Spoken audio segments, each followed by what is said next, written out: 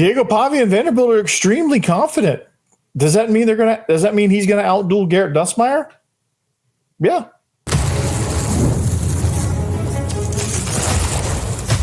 You are Locked On Vandy, your daily podcast on the Vanderbilt Commodores, part of the Locked On Podcast Network, your team every day.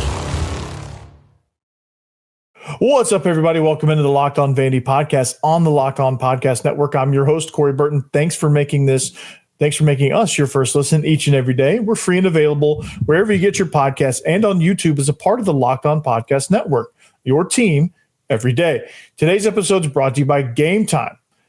Download the Game Time app, create an account, and use code LOCKEDONCollege for $20 off your first purchase. Now, there's a lot of confidence on West End. Now, this is the first time, I think this broke a streak of like 51 straight SEC games where Vanderbilt was the underdog. This is the first time in that stretch that they have actually been favored in a game. So that's exciting. There's a lot of confidence in coming off a bye week. It must mean they did some really good work. They got some really good rest. They reset, they recharged, all that stuff.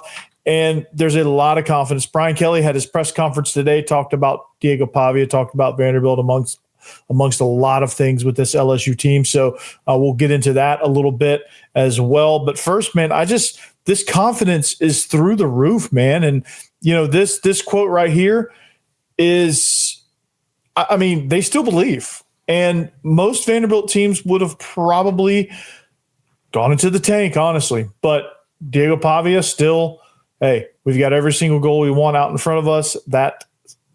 The national championship. That's what he said. So the confidence is there. So it's going to continue to progress in that manner. So this game, they're favored. They've got a lot of confidence coming off a bye week, a lot of, a chance to kind of get the offense reset, things like that. I think they're poised, and I think they're in a really good position to have a nice run in the second half of the season. And this is exciting because this is a team that has earned it to this point. They've earned their ranking. They've earned all the love that they've gotten. Alabama, it's turning out that they're a buzzsaw. You know, what they did to Missouri is similar to what they did to Georgia, similar to what they did to Vanderbilt. Now, I'm still baffled after watching Florida State. I'm still baffled how Alabama lost that game. But again, stranger things have happened. It is college football. But man, Alabama, that kind of woke them up. That kind of got them going. So that loss is looking, I mean, not that any loss ever looks good, but as this Bama team starts rolling, like you went toe-to-toe with that, that's got to give you confidence that, hey, we fix that, fix this, tinker with that, adjust that, and we're going to be really, really good. And coming into Nashville as a team, they're 5-1, they're 10th in the country, but it's a weird vibe with LSU. And I know that's odd to say for a 10th ranked team with everything out in front of them. They're 5-1 as well, but the way they've kind of stumbled and bumbled to that 5-1, they're just not playing the football that they want to play. They're not executing the way they feel like they should, the way they could, the way this $18.5 million roster probably should be. And that's got to give you a lot of confidence as well. The student tickets sold out in minutes. And so everyone's excited about this game. And this is where you want to be. And this is how you want to be. And all the keys I talked about last week offensively, got to get Eli Stowers involved in the game. And it may not look like, in talking to Andrew Allegretta, it may not look like, 8 catches for 130 yards and 2 touchdowns, but like on a couple of key third downs, you get 4 catches, 60 yards, maybe a touchdown, maybe not, but like just something to where he's involved a little bit. The defense has to pay attention to him. He opens up opportunities. This is, when you talk about balance, this is a well-balanced offense because a lot of people contribute to the playmaking. And that's what confused me a little bit against Alabama is it just seemed like Diego was just trying to do everything himself, and the weapons really weren't working. And they really weren't distributing the ball like they normally do. They weren't controlling the line of scrimmage like they normally do. They were a little bit off schedule, a little bit off rhythm. So that's got to be the biggest key. And I think they can have confidence in the fact that, hey, we can run the ball on this team, and we can control the line of scrimmage a little bit, because they're going to bend. Their defense is meant to bend and not break, which is why they're ranked where they're ranked. I think it's let me look at the stats again. Let me refresh myself on the stats. But in rushing defense, LSU ranks 7th at 102 yards per game. They've given up 4 touchdowns on the ground, and they've given up 615 rushing yards on 190 carries through 6 games. All right, Vanderbilt is 5th in the conference with 170 carries for 545 yards, only giving up 3 touchdowns and 90.83 yards per game rushing wise. Missouri's the top defense against the run. They're 2.7 yards per carry, 72 yards a game with their schedule. And this is even after the Alabama game. So there can be some yards had, and Vanderbilt is really good at running the ball, and they can find confidence in that.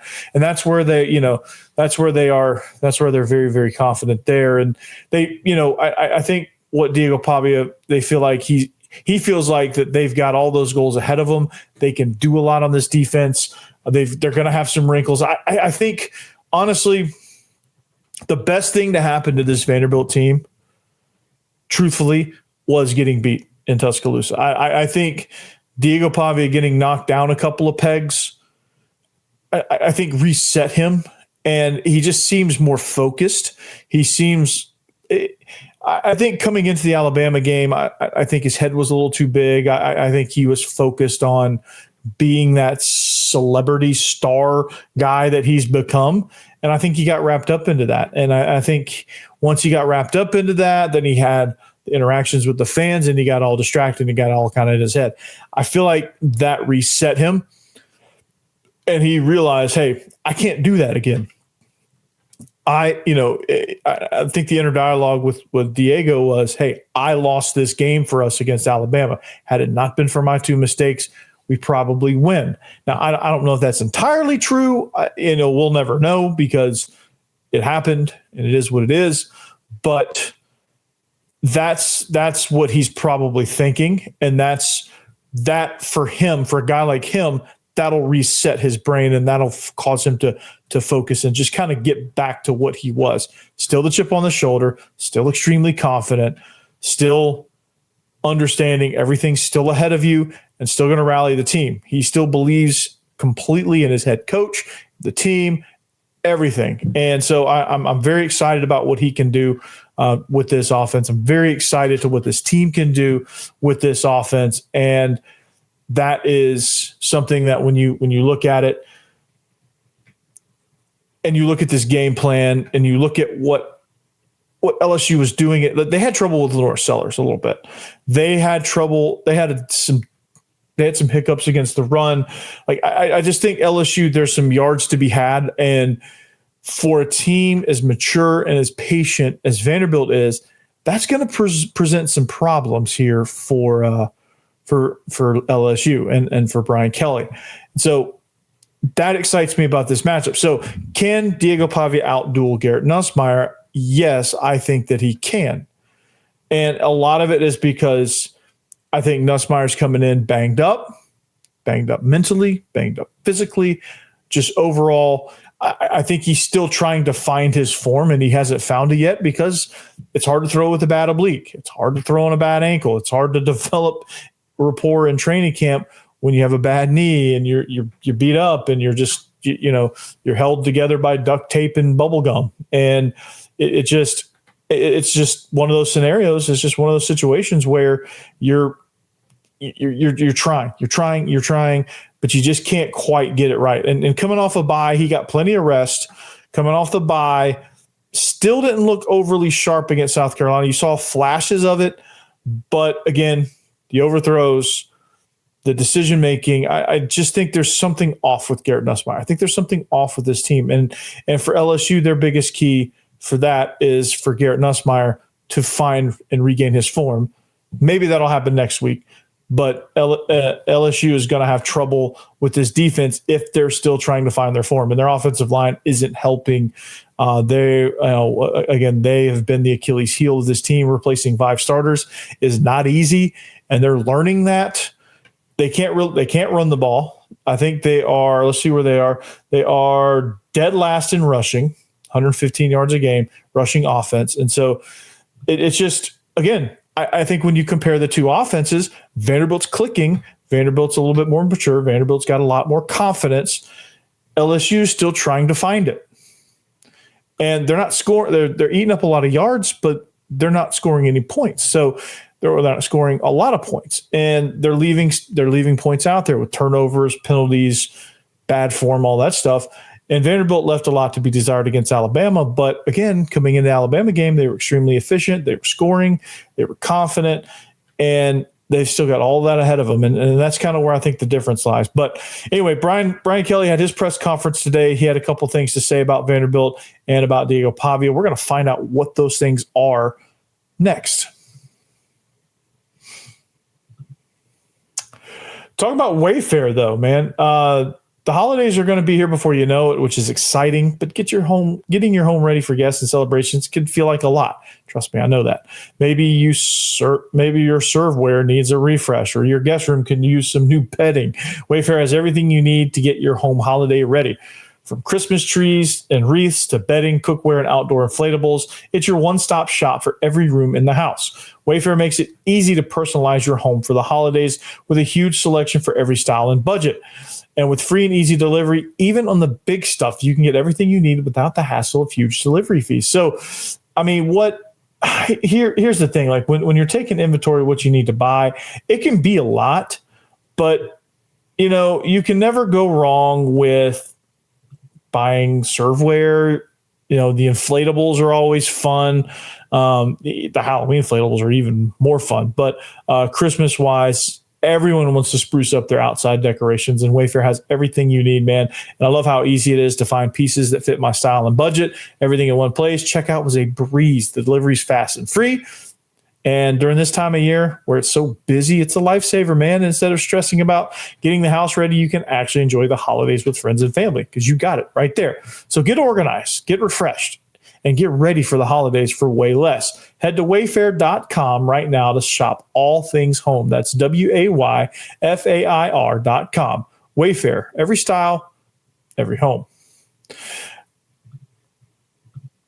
Now, also, this episode's also brought to you by our friends at FanDuel. And the NFL season's raging on, man. This is an exciting thing.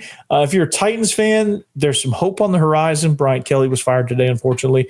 But there's a lot of action in the NFL. There's a lot of action in college football. And right now, new customers can bet just $5 and get $300 in bonus bets if you win. That's right. Pick a bet, put down $5, and if it hits, you'll unlock $300 in bonus bets to use across the app. So what do I love about FanDuel? It's always a question people ask me. Why FanDuel? Why do you love FanDuel so much? Well, it gives you so many ways to play. You can get parlays, player props, live in-game bets. I've done a lot of that this season. You could probably even bet who's going to be the next coach for the Titans. You can guess who's going to be the next coach at Penn State or Arkansas and Oklahoma State. You can probably bet on that. All the futures that you can bet on, the World Series stuff. It's a lot there's a lot to behold. So it just makes watching sports exciting, whether it's football, hockey, basketball, whatever you're betting on. If you're a casual fan or you love diving into the stats, FanDuel makes the game day experience so much better. So what are you waiting for? Visit FanDuel.com, download the FanDuel app today, and get started.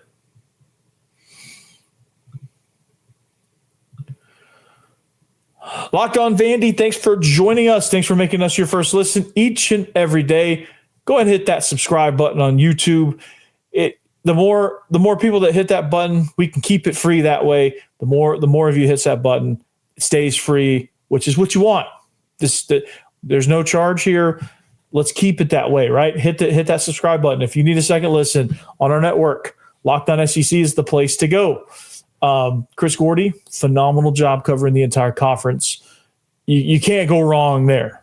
So Brian Kelly, let's get into it though, because Brian Kelly had his press conference today. He was asked about a lot of things, but I want to focus mostly on what he had to say about Diego Pavia, what he had to say about Vanderbilt overall. Here's a quote about Vanderbilt. I think they asked him some sort of question about, hey, do you worry about Vanderbilt or whatever? And he said, or compare it to last year's game against Alabama. He said, we have respect for Vanderbilt. You just watch the film. They're so disciplined. They do things the right way. They're a hard football team. They're a mature football team. This is a mature team. And he goes on to say later on, they're the best in the country in third down because they're in third and short most of the time. So we've got to get them off schedule. First down is really crucial for us. If we can get them in second and third situations that are a little bit longer, we can have more predictive relative to the balance between run and pass. So what he means by that quote, and it's a little bit of a long quote, so I'll leave it up there. But what he really means on that. Now, again, he's going to give his flowers to Vanderbilt. They are a disciplined team. They don't make a ton of mistakes. This Vanderbilt team does not beat themselves too much. Now, Diego Pavia did turn it over a couple of times, but for the most part, this team is super disciplined in what they do. But let's talk about the third down piece, because they are the best in the country at third down, and it's because they can get into a rhythm play calling wise. They can get on and stay on schedule, and that's what helps them control the ball, right? And Alabama in the second half was able to get them into second and long situations, which resulted in third and long situations because, again, this is a really good point from Brian Kelly, is because I think they were able to force them into being predictable in those situations. And for Tim Beck, I think he panicked a little bit and kind of got off schedule and felt like he had to make up all those yards and get them back. But if it's 2nd and 9, and you can get 3 or 4 yards, you're in 3rd and 6 or 5, 3rd and medium. That's not a terrible place to be because you still got a lot of things ahead of you in the playbook. And even if you run the ball and you get 3 yards and it's 4th and 3 and you have to punt, it's okay to punt sometimes. End every drive with the kick. I went to a coach's clinic one year, and the guy from Hoover actually said, there was like their defensive coordinator or something like that. He was giving a talk, but he said end every drive on a kick, with a kick, whether it's a punt, field goal, PAT, you end it in a kick, it's usually pretty good, right? And so first down is very, very crucial for LSU, and I think that's been a crucial down for Vanderbilt because they've been able to get success on first down, and I consider success 4+ yards on first down. And when Vanderbilt doesn't, they get whether it's a penalty or they take a no gain or a short loss or whatever. Maybe they throw a pass on first down and throw it incomplete. I think the key for Vanderbilt is to not panic this time. I think for them to stay on schedule, they kind of have to just stay with the game plan and understand that it's going to be later on in the game. You're going to have those situations come up again, and this defense is going to be a little bit more worn out, and you're going to be able to set up so much more if you can stay within your plan, because your plan is usually pretty good. It's usually really good. And I have a lot of confidence in Tim Beck myself, to where the biggest thing with this game is who can win first down. I think that's going to be a huge key, because we saw that Vanderbilt they got off schedule on first down after an unsuccessful first down, and they didn't really know, because they'd been so successful on a first down all year long, it set up their being the best third down team in the country. Again, you just kind of get off kilter defensively if you give up a lot of yards on first down. If they have first down success, and I'm talking about Garrett Nussmeier in this offense, if they have first down success, then you get back on your heels and you feel like you have to get those yards back. You get more aggressive, or you get hyper aggressive, and that's when you lose one over the top, or you lose a big gain, or you whiff on the quarterback and he picks up a big gain, and that's where you kind of start reeling a little bit. Now, again, it's just stay on the schedule, make them earn it, right? Make them chase you down. Make them call the shot plays. Make them empty the bag on you, to try to empty the bag on you. Like defensively, you're successful first down after first down after first down. You show and display patience. That defensive coordinator, he's going to come up and he's going to try one, and you're going to be able to hit a shot over the top. That's the biggest key. Win on first down. Here's the quote again, right?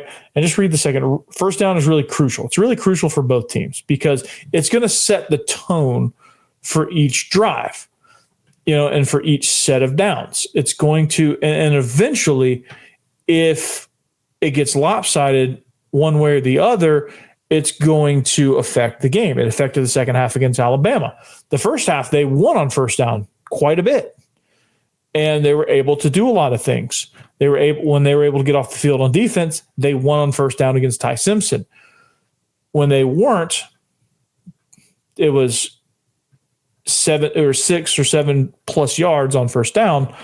Not a good scenario for this defense. So BK's on to something right here. Say what you want to about it as a coach. This is probably, and this is why I put this quote in here, this is spot on as far as what Vanderbilt needs to do. Win first down. And I know that seems so freaking simple. It seems very simple. And you're probably like, yeah, no kidding. Win on first down. Okay, what are you going to tell me next? Sky's blue. But I mean, something so simple can be the biggest key, right? And you win on first down. It just psychologically, it sets some sort of tone. And it being a home game, and hopefully if the crowd is indicative on what the student section is going to look like, then this is going to be a good crowd. And you start winning on first down, you start getting this crowd into the game a little bit.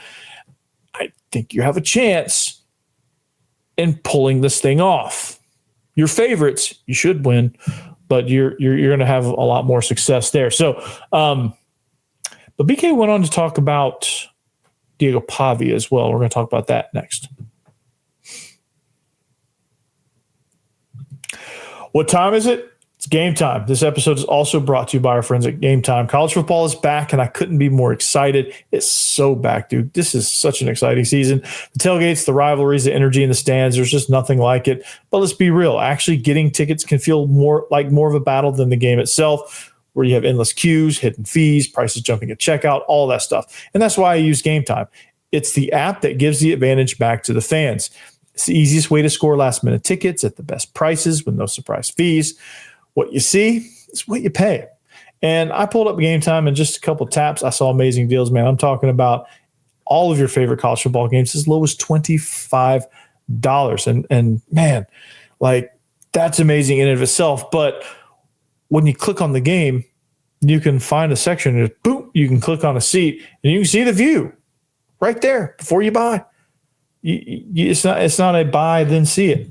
It's great. I love zone deals too. You pick the section, Game Time picks the seats, and you save big. Honestly, it's faster, it's cheaper, less stressful than any other way I've bought tickets. So guess what? I'm not going back. So take the guesswork out of buying college football tickets with Game Time. Download the Game Time app, create an account, and use code LOCKEDONCollege for $20 off your first purchase. Terms apply. Again, that's promo code LOCKEDONCOLLEGE for $20 off. Swipe, tap, ticket, go. Download Game Time today. You will not regret it.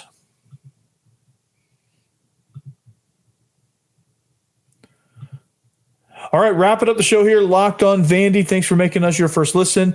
At Locked on Vandy on all social media platforms. Again, hit that subscribe button, hit that like button, follow whatever you got to do. It keeps this free. And man, this is such a fun ride, man. And this has been a fun season for Vanderbilt. And this has been kind of one of those culture building seasons. And I'm excited to see how this one finishes out. I'm excited to see how it looks beyond this season. But we got to focus on this game first. So I don't want to get ahead of myself too much. But Brian Kelly, like I said, he did his press conference. They talked about a lot of things with LSU. But here's his take on Diego Pavia specifically, because the original point was Diego Pavia is going to outduel Garrett Nussmeier. We're talking about how that's possible. Okay? He's extremely confident. circle back to our main point here. All right. So BK also goes on to say this, and BK gives a lot of good stuff in his press conferences. Apparently, I haven't really ever sat down and listened to a Brian Kelly press conference because really there's no reason to, because I'm not an LSU fan at all. But if you're looking for good advice, hey, here we go. But he says, make him one-dimensional. I think those dual threat quarterbacks, if they can do both, you're in trouble. So we've got to really do a great job in the running game, and not to say that he can't throw the ball, because he can. They average over 200 yards throwing the football, and he's capable. But I think if you're trying to choose one or the other, he's going to kill you if he runs. So we're going to take the path that we need to be really good against the run, then put them in predictable situations. All right, and this is kind of a sizable quote too, so I'll leave it up there for a minute. But this is all in to say that, hey, we're going to stuff the box and force him to throw the ball on us. That's kind of what that means. They're going to sell out against the run. And this is why I think it's important coming off a bye week that they have to find those wrinkles. Now, I think Vanderbilt thought that they had them. I think they thought they could do some things against Alabama, and they found out they really couldn't. So my hope is, and I wasn't at practice all week, but my hope is that they found ways to put themselves in situations to where they're going against loaded boxes. They're going against guys that are selling out against the run. They're looking at 8-man fronts. They're looking at lots of blitzes. They're communicating on how to pick up all of those things because that's what they're going to get. And teams that tried that outside of Alabama have been, have not really been successful. They've gotten burned a little bit. But Alabama, athletic enough, they could do it. LSU's same way. They're talented enough to be able to do that. Now Vanderbilt's got to find a way to stop them from doing that. And honestly, it's going to be, you're going to run into a brick wall occasionally in the run game. You're going to run into a loaded box. It's going to look like, why are we running into the teeth of this defense? Why are we doing this? And it's to show LSU that we're not afraid to run. It's to show LSU that, hey, we're going to do what we do. They're going to have to really commit. And they're going to, hopefully they get back to using formations. Hopefully they get back to using ways to get numbers out on the perimeter and find some edges there and find some sort of advantage, find some sort of edge to where, you're looking at you're a man short and they can take advantage of it. They flip a screen out there. Next thing you know, it's 3-on-2 and you're getting big yards. And now they have to, you want to get them into a position to where they have to now stretch back out horizontally, and that leaves some run lanes, right?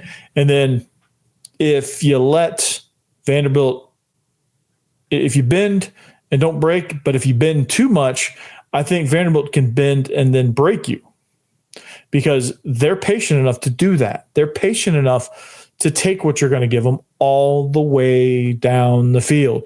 All right. They're not going to launch a whole bunch of deep balls if they panic because they're not scoring enough points. So this is something that for Brian Kelly, they're going to have to really work hard. And here's the quote again, right? They're going to have to kind of choose. And it looks like they're going to be really good defending the run. They're seventh in the league in defending the run.